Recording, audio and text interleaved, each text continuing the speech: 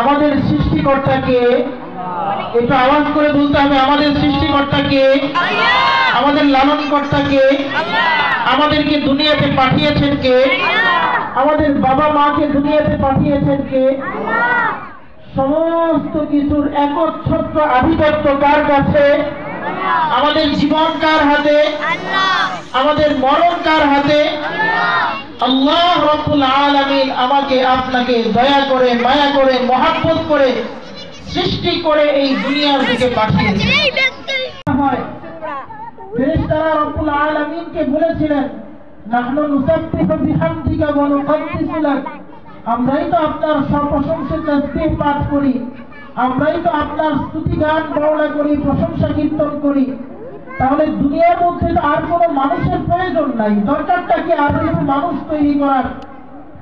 করবে ফেরেশতা অনীহা প্রকাশ করেছে, আল্লাহ আমি যা জানি তোমরা তা জানো না, আমার জানাটা তোমাদের জানার পরিধির চাইতে অনেক বড়। আল্লাহ তাআলা দুনিয়াতে সৃষ্টি করলেন, মানুষ সৃষ্টি করলেন, আদম আলাইহিস সালামকে সর্বপ্রথম সৃষ্টি করলেন। আল্লাহ তাআলা বসবাসের জন্য তাকে জান্নাত দান করলেন। আদম আলাইহিস সালাম দুনিয়াতে আসার আগে তার মূল ভিটা বাড়ি, আদি ভিটা বাড়ি জান্নাতের মধ্যেই বসবাস করতেন। তারপরে আদম আলাইহিস সালামের একাকিত্ব লাঘব করার জন্য আল্লাহ তাআলা হযরত হাওয়া আলাইহিস সালামের সুযোগ দেওয়ার আগে মানুষ সৃষ্টি করার এই সময়টার মধ্যে ফেরেশতারা সর্বপ্রথম অনীহা প্রকাশ করলো। ফেরেশতাদের অনীহার প্রতি আল্লাহ রাব্বুল আলামিন ভ্রুক্ষেপ করলেন না। আদম আলাইহিস সালাম, হাওয়া আলাইহিস সালামকে সৃষ্টি করলেন, জান্নাতে বসবাস করবার সুযোগ করে দিলেন। ওই সময়টার মধ্যে আল্লাহ রাব্বুল আলামিন মানব জাতিকে সকল প্রাণী, সকল মাখলুকের উপরে শ্রেষ্ঠত্ব দেওয়ার ইরাদায় বললেন, উসজুদু লিআদম। আদম আলাইহিস সালামকে সিজদা করলেন সকল ফেরেশতারা, ইল্লা ইবলিস আবা, শুধুমাত্র ইবলিস শয়তান, সে আদম আলাইহিস সালামকে সিজদা করে নাই, না করে অস্বীকার করলো। ইস্তাকবারা, অহংকার বশত সে অস্বীকার করলো। তার চেয়ে উত্তম, খলাকতানি মিন নারিন ওয়া খলাকতাহু মিন তিনিন, আগুনকে সৃষ্টি করছো মাটি দিয়ে, আমাকে সৃষ্টি করছো আগুন দিয়ে। মাটির গতি নিচের দিকে, মাটি ছেড়ে দিলে নিচে যায়, আর আগুনকে ছেড়ে দিলে জ্বালালে উপরের দিকে উঠে। তো মাটির গতি নিচের দিকে, আগুনের গতি উপরের দিকে। আমি আগুনের তৈরি, আদম মাটির তৈরি, সুতরাং মাটির তৈরি আদম থেকে আমি আগুনের তৈরি, শয়তান উত্তম। এই যুক্তিকার কথা বলেন, যুক্তিকার ইবলিস, শয়তানের।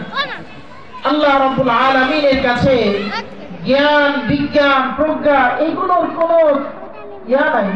আল্লাহ তাআলার কাছে সবচেয়ে বড় গুরুত্বপূর্ণ ব্যাপার হলো কে আল্লাহ তাআলার হুকুম পুরা করলো আর কে আল্লাহ তাআলার হুকুম পুরা করলো না। সমস্ত ফেরেশতারা বিনা বাক্য গেয়ে আদম আলাইহিস সালামকে সম্মানজনক সিজদা করলো, আর এদিকে ইবলিস অহংকার বশত তর্ক করে সে সিজদা থেকে বিরত হয়ে গেল। আল্লাহ রাব্বুল আলামিন ফেরেশতাকে তাকে তাদের আপন অবস্থায় রেখে মানুষকে, আদমকে সিজদা না করার কারণে শয়তানকে জান্নাত থেকে বের করে দিলেন। উখরুজ মিনহা ফাইন্নাকা রাজিম, তুই বিতাড়িত, জান্নাত থেকে বের হয়ে যা। ওই দিন থেকে ইবলিস মানুষের শত্রুতে রূপান্তরিত হলো। ইবলিস একদিকে, মানুষ আরেক দিকে। ইবলিস আল্লাহ তাআলার কাছে চ্যালেঞ্জ করে আসছে, লাউ হুদিয়াল্লাহুম আজমাইন, আয় আল্লাহ কিয়ামত পর্যন্ত আমাকে সুযোগ দাও, তানজুরনি ইলা ইয়াউমি ইউবাসুন, কিয়ামত পর্যন্ত আমাকে জীবিত থাকার, দুনিয়াতে থাকার সুযোগ দাও। আমি কিয়ামত পর্যন্ত দুনিয়াতে থাকবো, থেকে থেকে মানুষের রং রেশার ভেতর দিয়ে চলে চলে মানুষকে ওয়াসওয়াসা দিয়ে দিয়ে, ধোঁকা দিয়ে দিয়ে মানুষকে জাহান্নামের উপযুক্ত করে তুলব। এখন কথা বুঝে থাকলে বলেন তো, শয়তান মানুষের বন্ধু না মানুষের শত্রু? শয়তানের চ্যালেঞ্জ মানুষকে জান্নাতে নিয়ে যাওয়ার জন্য না মানুষকে জাহান্নামে নিয়ে যাওয়ার জন্য? ওই দিন থেকে শয়তান মানুষের পিছনে লেগে আসছে।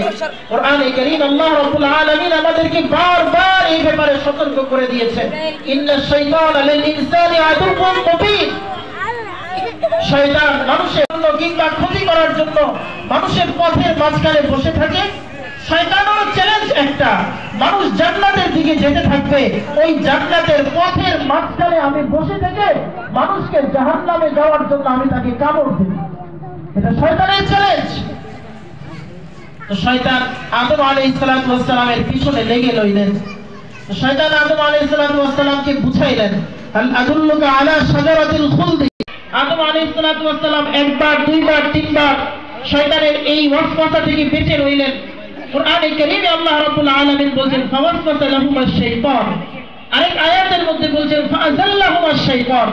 শয়তান তো তাকে ওয়াসওয়াসা দিতেই থাকলো। একটা সময় সালাতু ওয়াস সালাম ওই নিষিদ্ধ গাছের, এটা আল্লাহ পাকের পক্ষ থেকে নিষেধ ছিল, পুরো জান্নাতে যেদিকে তুমি যাও যেতে পারো, যা তুমি খাও খেতে পারো, কোথাও তোমার বিধি নিষেধ নাই, শুধু এই একটা গাছ, লা তাকরাবা হাযিহি শাজারাতা ফাতাকুনা মিনাজ জালিমিন। শুধু এই গাছের কাছে যেও না, তাহলে তুমি জালেমদের অন্তর্ভুক্ত হয়ে যাবে। কিন্তু গাছের কাছাকাছি যেও না, এই চিন্তায় যে তুমি আল্লাহর পাকের বিধি নিষেধের ওই জায়গাটার মধ্যেই ওয়াসওয়াসা দিল যে এই গাছের ফল যদি তুমি খাও তাহলে তুমি অমরত্বের সন্ধান লাভ করবে। খেয়াল করে দেখেন, পৃথিবীর মধ্যে শয়তান মানুষকে মানে আদম আলাইহিস সালাতু ওয়াস সালামকে প্রথম যে ইস্যুটা দিয়ে ধোঁকায় নিমজ্জিত করলো, ওই ধোঁকাটার নাম হচ্ছে অমরত্ব, আর আরেকটা ধোঁকার নাম হচ্ছে এমন রাজত্ব, যে রাজত্ব যেন কখনো বিনাশ না হয়, তার মানে গতি। শয়তানের মানুষের পিছনে লাগার প্রথম ধোঁকার নাম হচ্ছে অমরত্ব লাভ করা, আমার যেন কখনো মরণ না হয়। দ্বিতীয় ধোঁকার ইস্যু হচ্ছে গতি। এখন পর্যন্ত কিয়ামত পর্যন্ত আল্লাহ মাফ করুক, শয়তানের এই ধোঁকাটা থাকবে যে মানুষের মধ্য থেকে শয়তান যখন কাউকে ধোঁকা দিতে যাবে, তখন শয়তান এই ধোঁকাটা দিবে, যাহা আমার বয়স যদি আরো বাড়তো, আমি যদি আরো দীর্ঘদিন বেঁচে থাকতাম, আমি যদি আরো বড় সময় পৃথিবীর মধ্যে রাজত্ব করতে পারতাম। এটা হচ্ছে শয়তানের ধোঁকা। শয়তানের এই ধোঁকার মধ্যে যে পড়ে, খেয়াল করে দেখবেন, গতি আর পদের লোভে তারা এতটাই অন্ধ হয়ে যায় যে তাদের গতি নিতম্ব দেশের সাথে সুপার গ্লুর আটার মতো করে লেগে যায়। তাই না হেচড়ায়ও গতি থেকে তাদের নিতম্ব দেশ আলাদা করা যায় না। ঘটনা ঘটে কি ঘটে না? এরা শয়তানের ওয়াসওয়াসার মধ্যে পড়ে যায়। আল্লাহ রাব্বুল আলামিন শয়তানের এই যে এই ওয়াসওয়াসা, এটা ফাআযাল্লাহুমাশ শাইতান, আদম আলাইহিস সালাতু ওয়াস সালাম এই ওয়াসওয়াসার শিকার হলেন। তো শিকার হয়ে যখন তিনি ওই নিষিদ্ধ গাছের ফল ভক্ষণ করলেন, আল্লাহ রাব্বুল আলামিন তাকেও বললেন, কুলনা ইহবিতু মিনহা জামিআ, আজকে জান্নাত থেকে তুমি বের হয়ে যাও। আল্লাহ তাআলা আদম আলাইহিস সালাতু ওয়াস সালামকে জান্নাত থেকে বের হয়ে গেলেন। যারা আরবি শাস্ত্রটা বুঝেন তাদের জন্যই আমি এই মূল পয়েন্ট থেকে সামনের দিকে কথাটা আগাবো। আগের আয়াতগুলোর মধ্যে ফাআযাল্লাহুমা, আল্লাহ তাআলা দ্বিবচনের শব্দ ব্যবহার করলেন, তাদের দুইজনকে শয়তান পদস্খলিত করলো। ফাওয়াসওয়াসা লাহুমাশ শাইতান, তাদের দুইজনকে শয়তান ওয়াসওয়াসা দিল। শয়তান প্ররোচিত করলো, পদস্খলিত করলো তাদের দুইজনের ব্যাপারে আল্লাহ কথা বলছেন। আর যখন জান্নাত থেকে বের হয়ে যাওয়ার কথা বলছেন, আল্লাহ তাআলা আদেশ দিলেন, ইহবিতু মিনহা জামিআ, তোমরা সবাই এখান থেকে বের হয়ে যাও। ছিল কয়জন? কথা বলেন, ছিল কয়জন? আদম আর হাওয়া। আর আল্লাহ তাআলা যখন জান্নাত থেকে বের হতে বললেন, তখন বললেন সবাইকে বের হয়ে যেতে। দুইজনের ঔরসে আল্লাহ তাআলা কিয়ামত পর্যন্ত আলেমওয়ালা সমস্ত মানব জাতিকে জান্নাত থেকে বের করে দিলেন। এই কথাগুলো বুঝে থাকলে এখন ছোট্ট করে একটু উত্তর দেন তো, মানুষের আদি ভিটা, আদি জন্মস্থান, আদি বাসস্থান, এটা কি এই জমিনের মধ্যে নাকি জান্নাতে? আমরা মানুষের অন্তর্ভুক্ত, তাহলে আমাদের আদি ভিটা, আদি বাসস্থান কি দুনিয়াতে না জান্নাতে? আল্লাহ তাআলা সাময়িক সময়ের জন্য শাস্তি স্বরূপ আমাদেরকে দুনিয়াতে পাঠিয়েছেন, কিন্তু আমাদের আদি ভিটা এখনো কোথায় আছে? আমাদেরকে দুনিয়াতে পাঠিয়েছেন শাস্তি স্বরূপ। পাঠানোর পরে আল্লাহ রাব্বুল আলামিন বলছেন যে আমি তোমাদের জন্য কোরআনে কারীমকে হিদায়াতের গ্রন্থ বানিয়ে দুনিয়াতে পাঠালাম। ফামান তাবিআ হুদায়া ফালা খাউফুন আলাইহিম ওয়ালা হুম ইয়াহজানুন। আমি জান্নাত থেকে এই যে কোরআনে কারীমকে দুনিয়ার মধ্যে পাঠালাম, আল্লাহ রাসূলকে দুনিয়ার মধ্যে পাঠালেন, এই সমস্ত কিছুর উদ্দেশ্য হলো এই শক্ত রশি, শক্ত রজ্জুটাকে ধরে মানুষ যেন তাদের আদি ভিটা জান্নাতের মধ্যে আবার চলে যেতে পারে। কোরআনে কারীমকে আল্লাহ তাআলা দুনিয়ার মধ্যে পাঠিয়েছেন মানুষকে আবার জান্নাতে তুলে নেওয়ার জন্য। তাহলে এই যে সমস্ত আয়োজন, এগুলো কে করলেন আমাদের জন্য? আওয়াজ করে বলতে হবে, কে করলেন আমাদের জন্য?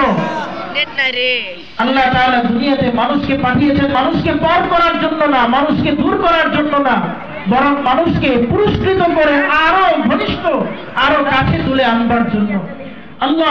আল্লাহ তাআলা আমাদেরকে আবার আমাদের আদি নিবাস জান্নাতের মধ্যে উঠায় দিবেন।